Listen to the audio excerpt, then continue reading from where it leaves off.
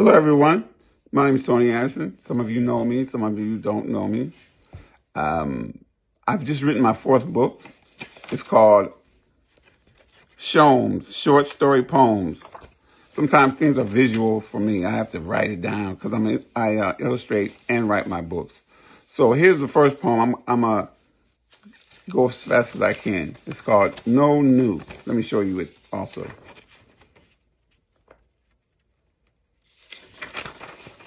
Everything's visual sometimes with me. No new, I'm going to read it. It's hard to remember what you know when you can't remember what you knew. It's hard to remember what you know when you can't remember what you knew. Figure that one out. All right, this next one's called A Note. Now, sometimes I find some of my notes, I put them in my office and I read them later, and then like, that makes sense. Let me finish it up. So here's one I finished up. It's called A Note. I wrote a note about a note I found in my boat, my small boat. There was a small hole in the bottom of my small boat. Sometimes my small boat would not float. Sometimes my small boat would float. I wrote a new note to myself. Maybe if I had a small engine, I stated in my new note, maybe then my small boat would float. I wrote another new note to myself. Maybe if I had a sailboat, maybe if I had a sailboat, my small boat would always float. Uh-oh, blub, blub, blub. My boat has sunk in the tub. So that's the second one. So here's the third one. Is called Brain Sweats.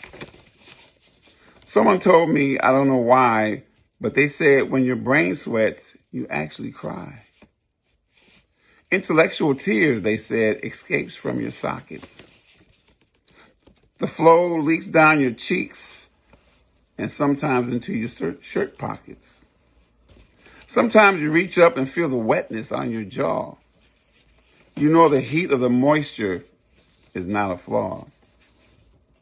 They say you should understand, but you really don't want to. You'd rather quietly sob because that's what your brain is telling you to do. Maybe you'll stop blubbering in a minute or two. Then you realize when it comes to intellectual tears, your brain sweats are something you should never fear. That's the end of that one. Now, this last one is called Welcome. I wrote this, my youngest daughter's like 15, my youngest granddaughter, she acts like a daughter. She's tough. She was born roughly 15 months ago, and I wrote this before she was born. It's called Welcome. From the moment you were conceived, the warriors were fighting to prove their worth, strength, resilience, and desire. They were continuously fighting off all combatants. They were continuously fighting off all combatants and making it to that promised fertile womb.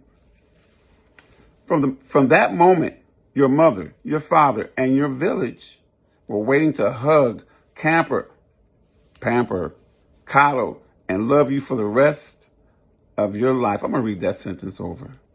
From that moment, your mother, your father, and your village were waiting to hug, pamper, coddle, and love you for the rest of your life.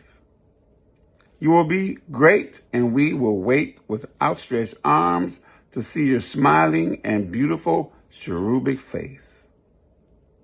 Welcome. Thank you. Everyone stay blessed. I love you guys, everybody.